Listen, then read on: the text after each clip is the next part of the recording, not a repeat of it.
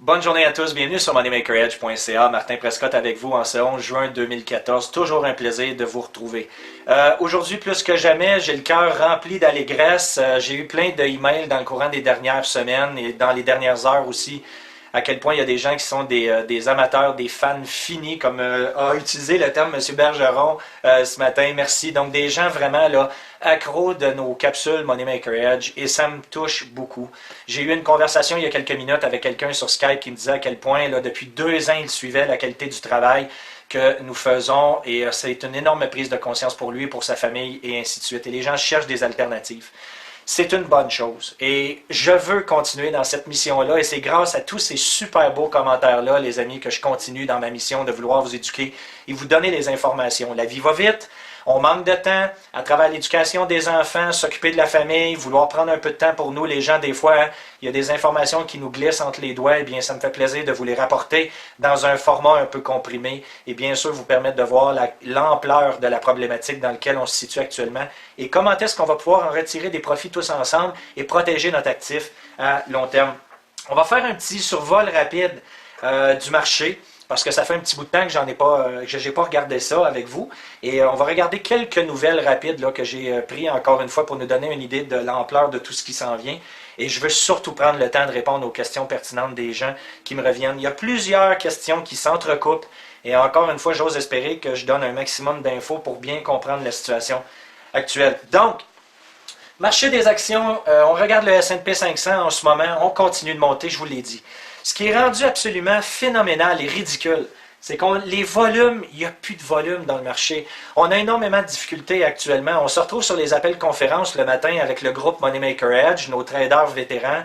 Et dans les contrats futurs actuellement, transiger est hyper risqué.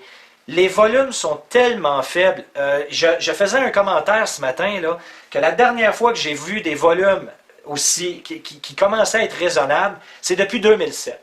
Et on voit l'index de la peur, hein, le VIX. Je vais regarder dans le weekly et je vais vous montrer quelque chose qui est absolument là, hallucinant.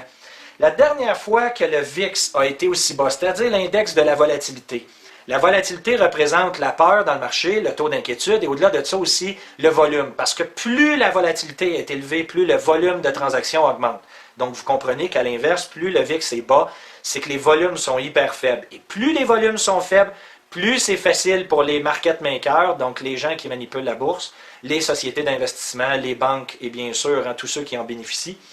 C'est beaucoup plus facile pour eux de manipuler la direction du marché lorsque les volumes sont faibles. Alors, on regardait là, avec nos partenaires ce matin sur l'appel conférence Money Maker Edge, et la dernière fois que le marché a été aussi faible en volume, on revient en décembre 2007. Juste avant le début de la crise. D'ailleurs, vous le voyez très bien, on était ici dans le bas de la crise. Quand la crise a commencé à se créer dans les alentours de septembre 2008, vous comprenez que c'est à partir de là où on a eu une hyper volatilité par le fait même. C'est là où le marché a commencé à s'effondrer en crise de subprime. Maintenant, où on a commencé à revenir à une volatilité moindre à partir du mois de mars 2009, lorsqu'on a annoncé du côté de la Fed le premier assouplissement quantitatif. Donc, on imprime de l'argent artificiel pour essayer de maintenir les banques hors de la faillite. Et tout ça a pris part en mars 2009. Et comme par hasard, c'est à partir de mars 2009 qu'après la correction sévère du marché, le marché en mars 2009 qui a commencé à reprendre son envol haussier. Pourquoi? Parce qu'on a eu 4 processus d'assouplissement quantitatif, d'argent imprimé de toutes pièces, d'endettement futur pour essayer de sauver l'économie qui est morte. Et vous le savez, je le répète, les amis, plus les gens cherchent à manipuler artificiellement l'économie avec des alternatives de dernier recours, parce qu'on est en crise, on est en état d'urgence du côté du système bancaire actuel, plus le marché naturel de la bourse veut reprendre sa place, et c'est une question de temps avant que tout ça reparte dans une crise importante qui sera, selon nous, selon nos études des 5 dernières années, la plus grande crise qu'on aura jamais vécue au niveau financier. Et encore une fois, votre choix de déterminer de quel côté de la clôture vous désirez être, ceux qui vont subir ou ceux qui vont profiter. Maintenant, donc, on parlait du pétrole, j'en parle sur une base régulière, toujours dans un mouvement aussi. Attendez, je vais retourner sur une charte quotidienne, question de bien vous guider. Donc, l'objectif de retourner au sommet, on continue notre poussée haussière. Je vous l'ai mentionné depuis plusieurs semaines. Je suis dans des positions haussières sur le pétrole pour retirer des profits actuellement. Et on va continuer de vouloir monter et même dépasser les sommets historique. La seule chose qui peut aller contre ça, c'est le moindrement on a un mouvement critique de baisse importante dans le marché de la bourse, la consommation va ralentir et par le fait même, ça pourrait être négatif sur le pétrole, mais on est loin de ça. On va continuer de pousser encore une fois dans des nouveaux sommets au niveau des prix du pétrole et bien entendu que ça fait augmenter le prix de l'inflation. Maintenant, pour ceux qui se fient à ce qu'on appelle l'indicateur CPI, le Consumer Price Index, qui est suivi partout dans le monde, que ce soit aux États-Unis ou que ce soit en Europe aussi, le CPI qui sort sur une base régulière est l'indicateur d'inflation. C'est là-dessus que les gens se fient. Encore une fois, ceux qui croient que les chiffres ne sont pas manipulés, regardent ça en se disant « Ah, OK, l'inflation est à 2% actuellement, c'est quand même pas si mal. » Ce qui est extraordinaire, c'est qu'à même titre qu'on manipule le produit intérieur brut, hein, vous le savez, dans les dernières semaines, l'Italie et même l'Angleterre maintenant, qui viennent ajouter les chiffres reliés à la prostitution et au trafic de drogue dans le PIB pour essayer de stimuler un PIB à la hausse pour démontrer une dette plus faible par rapport à l'endettement, donc à l'assouplissement quantitatif. Et si vous ne me croyez pas, allez voir les vidéos précédentes, on donne toutes les informations là-dessus. Donc, le CPI, les amis, le Consumer Price Index, même chose. On quantifie l'inflation, mais on n'inclut pas dans le CPI, dans les calculs du CPI, le prix des aliments, donc tout ce qui est relié à l'épicerie, et le prix du pétrole. Donc, bien sûr que vous, en tant que consommateur, quand on a des prix qui augmentent sans cesse dans le prix de notre épicerie, donc tout ce qu'on consomme, fruits, légumes, viande et ainsi de suite, qui continue et qui ne cesse d'augmenter à une vitesse grand V, à même titre que le pétrole est de plus en plus cher, mais on ne le calcule pas dans le CPI qu'on présente. Et c'est là où se cache une grande partie des coûts reliés à vos dépenses. Le pétrole et la consommation d'aliments. Donc, vous comprenez à quel point tout ça est bien sûr détourné et dévié de la réalité. Il faut en être conscient. Et encore une fois, faites vos démarches. Vous allez avoir votre prise de conscience vous-même. On continue d'évaluer l'or et l'argent. On est en consolidation actuellement, donc un très bon moment pour acheter de la matière physique. Je vais y revenir parce qu'encore une fois, j'ai beaucoup de questions qui reviennent sur les achats de matière physique. On va y répondre dans quelques instants. On a un léger mouvement aussi sur le dollar américain, tout à fait normal. Hein? On est rendu dans des dépôts négatifs en Europe, donc tout ce qu'on a vu, ça vient stimuler artificiellement le dollar américain. Soyez conscients que les investisseurs, à tort, c'est stupide de venir se réfugier dans le dollar américain qui va continuer sa descente aux enfers dans le courant des mois à venir. Mais pour l'instant, les gens qui n'ont pas notre éducation continuent d'investir et d'acheter du dollar américain à court terme parce qu'ils sentent que la pression est énorme sur l'Europe actuellement. C'est les deux marchés là, qui sont en train d'interagir. D'ailleurs, s'il y a des traders sur le Forex ici, ils peuvent évidemment le confirmer. Là. On a énormément de turbulences dans le marché américain, dans le marché de l'euro, face aussi aux devises chinoises, particulièrement là, le yuan. Donc, on surveille ça avec beaucoup d'intérêt. Donc, quelques petites nouvelles rapides. Ce matin, les Émirats, donc la compagnie évidemment de l'Arabie Saoudite, c'est pas juste l'Arabie Saoudite, là, en fait des Émirats arabes. Émirats qui est une entreprise dans le transport aérien, annule une commande de Airbus de 70 avions A350. Encore une fois, Airbus qui est une entreprise française, vous le savez, donc ça risque d'avoir un impact sur des mises à pied en Europe, encore une fois. Et pas juste chez Airbus. Si on a un carnet de commandes qui ralentit chez Airbus, vous comprenez que tous les autres partenaires d'affaires, que ce soit les gens, les entreprises qui travaillent sur les simulateurs, les trains d'atterrissage, les systèmes électroniques à bord, toutes les entreprises reliées à Airbus qui risquent de mettre des gens à pied parce qu'on a des annulations de commandes. Et constatez que 70 avions pour Airbus, là, c'est énorme en fait de millions de dollars perdus. Et Emirates qui s'attend potentiellement à signer une nouvelle proposition avec Boeing du côté américain au lieu d'Airbus du côté européen. Ça fait mal à l'économie française et ça continue. Toujours en demeurant en Europe, Bouygues, il y a Télécom qui va réduire ses effectifs de 20%. Encore une fois, et on vient nous dire que l'économie est en croissance. Soyez conscients de ça, ok? Ce n'est pas les nouvelles qui sortent et quand on fait le casse-tête complet, on se rend compte de l'image. Un autre danger de perte actuellement là, sur RBS, une autre banque britannique là, ici, là, qui a perdu 100 milliards de dollars dans un trou. On ne sait pas où cet argent-là se trouve. Évidemment, vous comprenez que cet argent-là n'a pas disparu par hasard. On quantifie et on manipule les chiffres comptables et par le fait même, cet argent-là s'est transformé en liquidité quelque part dans le marché. Donc, surveillez ça. Encore une fois, les banques qui continuent leur manipulation et leur fraude aux yeux et au su de tous. Et la plupart d'entre vous continuent de croire aux devises monétaires et de garder de l'argent dans le système bancaire. Je ne cesse de vous le répéter. Vous devez trouver des alternatives actuellement pour vous retirer du système bancaire, sinon vous allez être les premiers à être complètement vidés de vos épargnes à travers le système actuel. Et j'ai quelques réponses, encore une fois, dans les prochaines minutes, là, par rapport à des questions très pertinentes qui m'ont été posées. Donc, tant qu'à me poser une question et d'y répondre, je réponds à tout le monde sur vidéo parce que ça peut évidemment toucher plus de personnes que si je réponds singulièrement à chacune de ces personnes-là. On a vu au Québec et au Canada la chute des prix des chalets. Encore une fois, et on joue de pratiquement 20%, aller jusqu'à 35%. C'est la fin du cycle immobilier tel qu'on le connaît en Europe, aux États-Unis. Actuellement, les seuls gens qui stimulent le parc immobilier, ce sont les gens qui ont de la devise monétaire, qui achètent à tort en ce qui me concerne du parc immobilier actuellement. Dans le cas d'une crise à venir, l'immobilier, les terres arables, tout ce qui s'appelle tangible, à part les matières précieuses, vont être dévaluées. Et un coup que la dévaluation sera terminée, on pourra acheter pour beaucoup moins cher ensuite l'immobilier, les terres arables. Donc c'est mon prochain mouvement. Je vais préconiser actuellement les matières précieuses, augmentation des matières précieuses à moyen long terme. Un coup que j'aurai fait des profits absolument extraordinaires avec mon or et mon argent, je vais retirer ces profits-là pour ensuite acheter du parc immobilier des terres arabes qui, eux, auront dévalué. Mais je vais demeurer dans le monde tangible. J'ai M. Bergeron ce matin qui me... Bon, premièrement, M. Bergeron, je vous l'ai dit, merci de vos commentaires, là, ça m'a touché droit au cœur ce matin. Au-delà de ça, votre argent que vous avez, on me pose la question ici, est-ce qu'il y a quelque chose que les banques ne peuvent pas prendre? Évidemment, et là, on me parle de gens qui ont des régimes épargne-action, régimes d'épargne enregistrés au Canada, un CELI, et ainsi de suite, ou même des régimes d'épargne en Europe.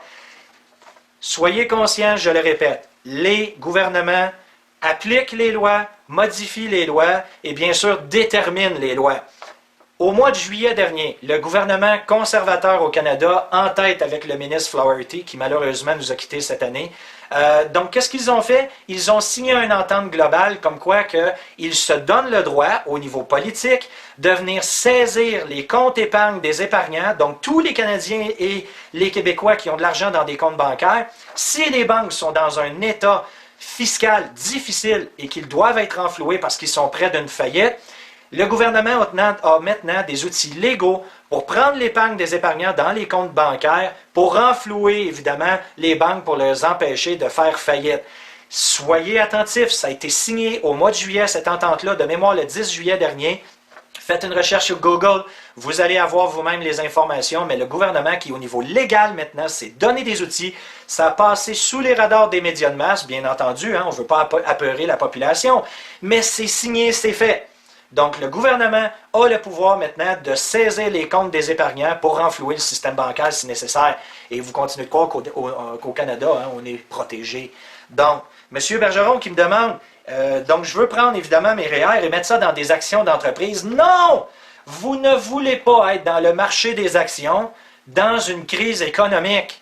Tout va tomber, même si vous êtes dans un domaine que vous pensez que ça va monter, vous êtes dans l'erreur.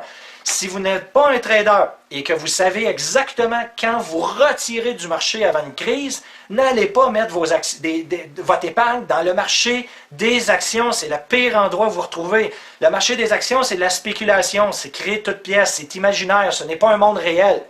Il n'y a plus aucun chiffre dans le marché des actions qui reflète l'économie réelle.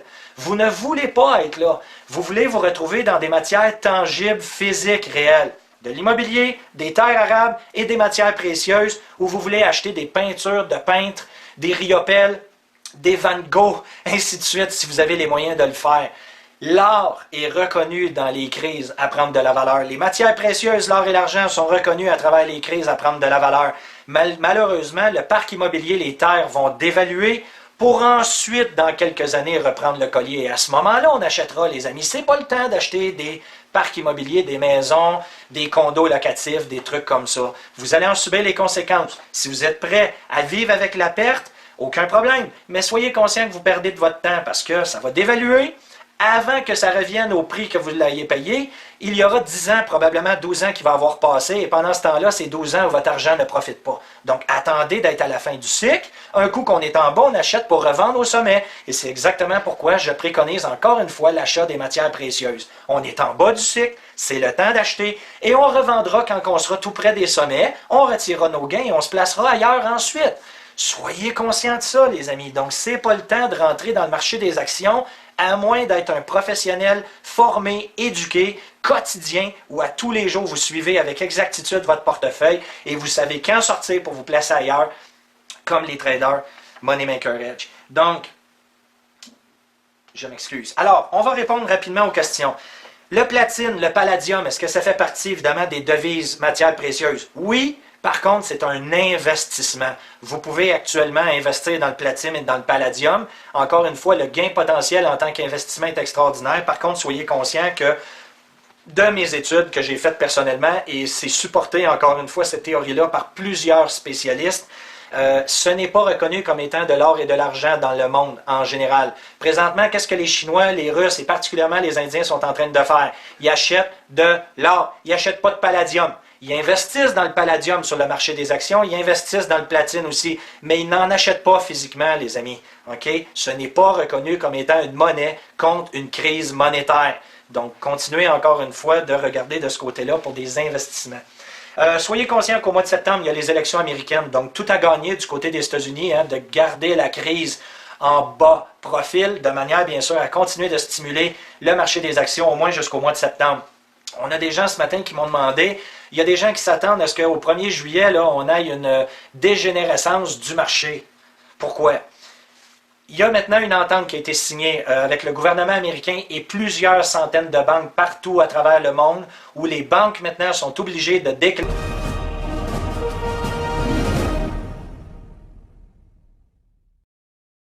tous les actifs au-delà de 50 000 US de valeur qui sont détenus par des Américains dans des pays étrangers. Donc, vous comprenez que maintenant, les banques extérieures, que ce soit les banques françaises, suisses, anglaises et ainsi de suite, vont être obligées à partir du 1er juillet de déclarer les actifs des Américains. Et vous comprenez que si ce n'est pas fait, il y aura des représailles. Donc vous comprenez que les Américains actuellement qui ont besoin d'argent parce qu'ils sont endettés comme jamais on l'a vu dans l'histoire humaine, à pratiquement maintenant 18 000 milliards de dollars, ok? J'en ai chaud. Imaginez le nombre de zéros. Cela dit, ils sont en train d'attaquer directement le système financier des autres pays en leur disant « Vous allez déclarer les citoyens américains pour qu'on puisse les taxer sur leurs fonds, évidemment, à l'extérieur du pays. » Par le fait même, combien vous pensez actuellement qu'il y a de gens riches aux États-Unis qui sont en train de trouver des alternatives pour avoir moins de 50 000 dans des paradis fiscaux qui vont être déclarés à partir du 1er juillet dans leur pays pour ne pas payer de taxes?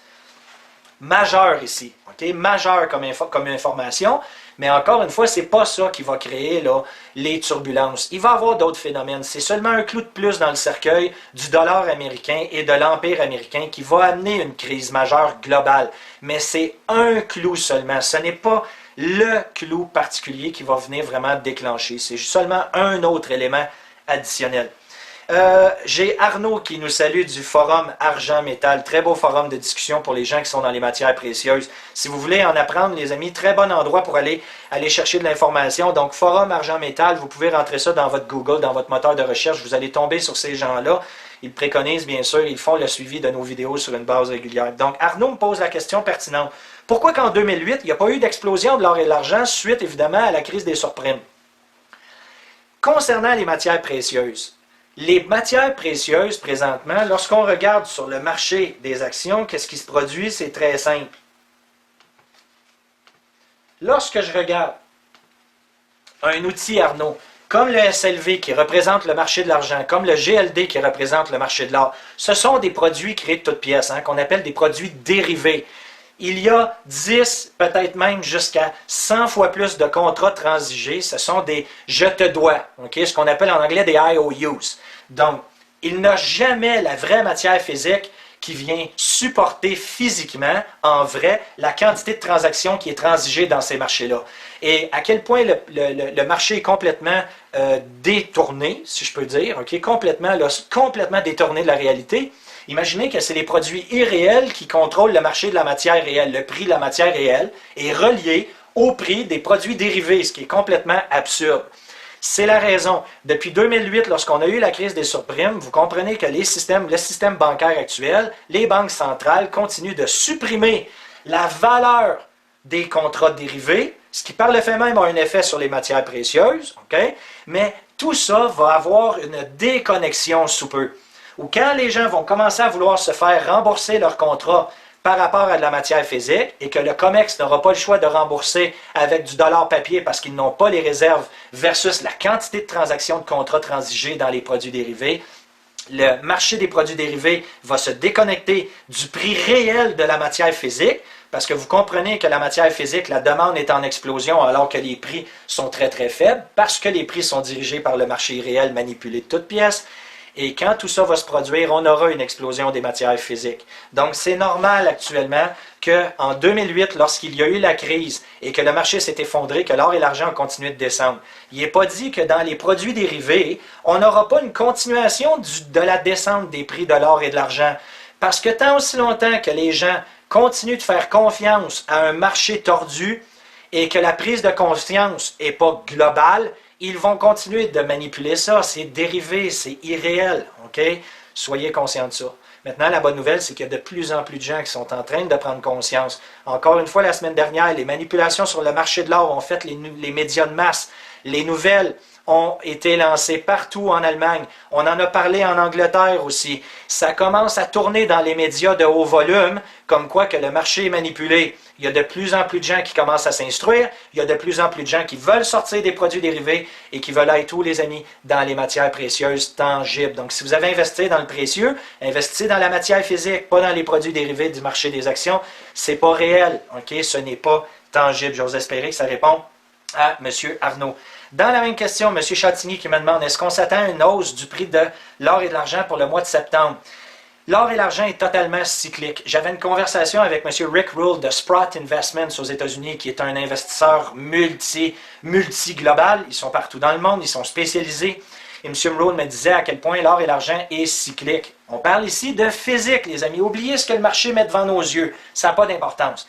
On a tendance à avoir un prix qui est de plus en plus bas lorsqu'on est dans la période estivale et on a tendance à avoir une recrudescence lorsque le marché revient après les vacances du mois d'août. Donc, il y a de fortes chances qu'on ait un mouvement haussier du côté de septembre, mais encore une fois, ne sous-estimez pas le système bancaire qui continue de supprimer artificiellement les produits dérivés, particulièrement le SLV et le GLD. Monsieur Alain qui me demande, est-ce qu'il est opportun actuellement d'acheter le cours à la hausse en ce moment? Si vous êtes un trader spécial, et vous avez, je dis spécial, là, un trader spécifique qui a des connaissances, qui connaît le marché, qui suit son portefeuille sur une base quotidienne, absolument, pourquoi pas en profiter, les amis. Tant aussi longtemps que le marché continue d'être manipulé pour les banques, il n'y a aucun problème. On a des très belles positions dans le pétrole actuellement. On a d'autres belles positions qui se préparent pour continuer de shorter le marché du dollar américain. On est en train de shorter aussi l'euro en ce moment. Et vous comprenez que tout ça, oui, si vous avez l'éducation nécessaire, vous avez les connaissances, vous savez comment entrer dans le marché, déterminer votre cible, votre potentiel, vous savez quand vendre. Ce que la plupart des traders qui se disent compétents ne savent pas quoi faire et c'est la raison principale pourquoi les gens en subissent des conséquences majeures. Donc, apprenez à trader avec conscience, avec méthode, avec méthodologie, je devrais dire, et à partir de là, certainement, profitez de ce qui se produit. Mais en temps et lieu, soyez certains d'être prêts à sortir lorsqu'on aura une correction sévère. Soyez conscients, encore une fois, là, qu'est-ce qu'on est en train de voir dans le marché? Les volumes sont faibles, le marché continue de monter, les nouvelles négatives au niveau économique continuent de se présenter, malgré tout, le marché continue de monter. La semaine dernière, la BCE qui a lancé des taux négatifs d'emprunt aux banques. Imaginez-vous donc, les banques sont obligées de payer un frais pour pouvoir placer leur argent sécuritairement dans les coffres de la Banque centrale. On est sur le point, les amis, où quand vous allez vouloir déposer de l'argent à la banque, ils vont vous charger des frais pour faire des dépôts. C'est aussi simple que ça.